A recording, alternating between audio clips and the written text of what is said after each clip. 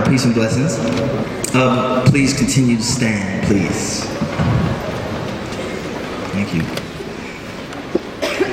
I would like to open this up in the same way that my father, Gregory Hamza-Jaco, opened up when he gave what he had to the public in his martial arts schools that he ran in the city of Chicago for 40 years. And what we used to do is we used to bow into class. So what I would like you to do is take your left hand, keep it open like that, put it in front of you so your palm faces you. Take your right hand in a fist like this. And I want you to hit.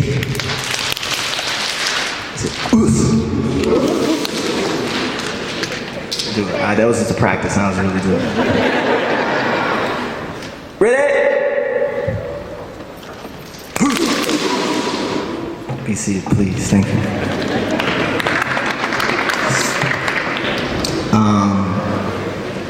Peace and blessings to the brother, Father Flager, for getting me down here. Peace and blessings to my mother.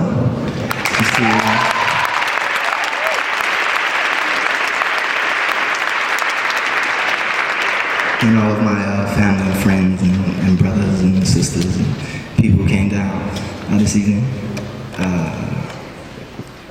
I'm not good at keynotes. I learned this in a very bad way at was it Temple? One of the universities in Philadelphia. I had to speak with Michael Eric Dyson, and he spoke, and clearly he had his game down with the keynotes, and it was my turn to speak, and it was very bad. It was a disaster. So this whole time, Father Flager asked me to do this last year, and so for the past few months, I've been thinking about how to do this, so you get something meaningful, that I don't come off looking crazy, and then the overall point of this thing is a success. And so I was thinking like, man, should I talk about this, or should I get all these quotes from these different people, or should I do this, what should I do, I don't know what to do. And I just went back to how I create, how I make my music, which is basically to create a concept and then expound on that concept and build on that concept until you achieve what you want to achieve. So tonight, the concept that I chose to expound upon is transformation, metamorphosis. And how I'm going to do that is begin by first starting where it really counts, with myself, and transform myself right before your eyes. Only in title though. So my previous title would have been Wasilu Muhammad Jaco, professionally known as Lupe Fiasco. But in my transformation, I will become Hadia Coleman. So if you don't mind, for the duration of this, refer to me as Hadia Coleman. And then what I'm going to do is also take that transformation and put it on you all. And so you all will become Hadia Coleman. Right? Hadia Coleman. Hadia Coleman. Hadia Coleman. We're all Hadia Coleman tonight. So that's the first transformation. So as Hadia Coleman, I would like to open this up with words from a man who went through many transformations in his life. He started out as a preacher. He was a teenage preacher in Harlem. And then he transformed into an atheist. He started out as a heterosexual man, and he transformed into a homosexual man. He started out as young, ugly kid from the ghetto, worth nothing. and transformed into one of the most prominent and endearing and powerful minds to ever walk the face of this planet. His name is James Baldwin. I was in Paris after the death of Jojo Coleman, which broke my heart. Hence Coleman. Recently, my heart was broken again by the death of Hadiya Pendleton. That's what Hadiya comes in. Hadiya Coleman. And that's who we are. James Baldwin wrote this, and it goes, "That is why he is called a poet.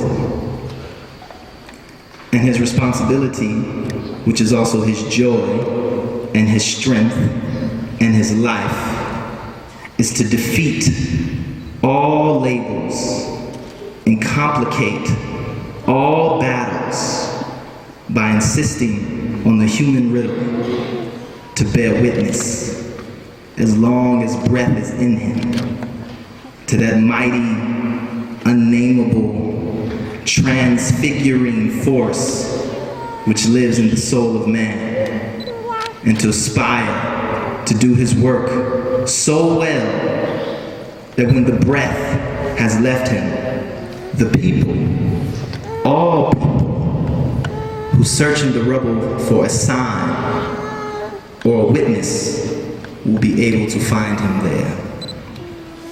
Now, as Hadiya Coleman, that is my job as a poet, and I take it very seriously. Very seriously. As serious as James Baldwin was, or as serious as these few lines that he wrote were and are. In my poetry, I try to speak the truth.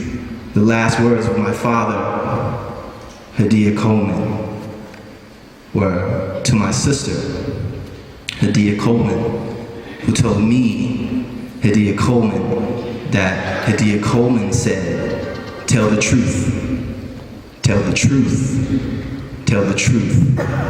Those were the last words of my father to me. And they're more powerful and more meaningful to me than wealth or fame or success or bodily injury or blackballing or what you think about me, because I really don't care. Because my father told me to tell the truth.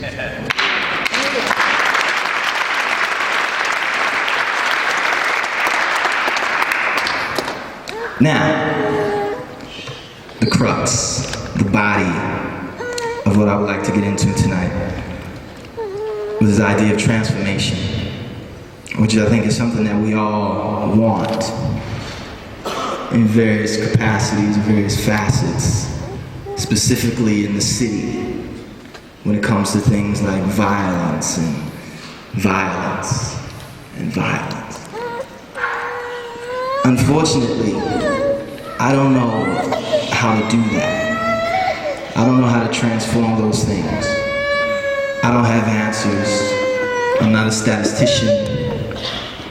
I'm not a sociologist. I'm not an anthropologist. I don't know how to do that.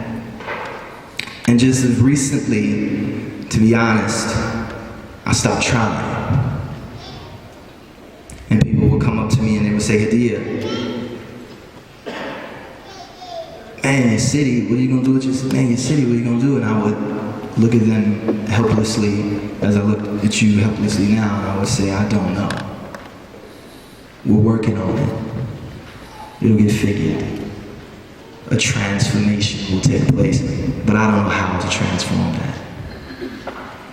So what I try and do is, first, is understand what transformation is, what a conversion is. Muslims refer to it as a shahada. My Christian brothers and sisters may say it's baptism, a saving. I don't know what Jewish people call it. My Buddhist brothers and sisters would probably say it's escaping achieving nirvana, escaping the cycle of suffering in this world. So transformation. I like to talk about 7 instances which may have some relevance to you, which you may already know, which you may not know, which may make no sense. But I'm giving it to you initially that I don't know how to change the violent state of this city. I don't. I don't have any grand ideas. I don't have any grand gestures. I don't have any amazing epiphanies to deliver to you tonight. I don't have any solutions. I don't. But what I do have is this. I'd like to first start with an author. His name is Kafka. Kafka wrote a bunch of stories. One of the stories that he wrote, actually it's the only story that I've ever read from Mr. Kafka, is a story called Metamorphosis. It's called Transformation. And in Transformation, the head character, or the protagonist, or the antagonist, whatever he is, he's a traveling salesman, and he lives with his parents, and he lives with his family. It takes place in the olden days. And one day, for no reason whatsoever, he wakes up, and he has, some point during the night, transformed into a giant insect. And so he wakes up, and he has legs. He figures out he has 8 more legs than he had when he woke up. His body has changed, and he can't get out of bed. And he's trying to roll, and he's trying to get out of bed. And eventually, to surmise,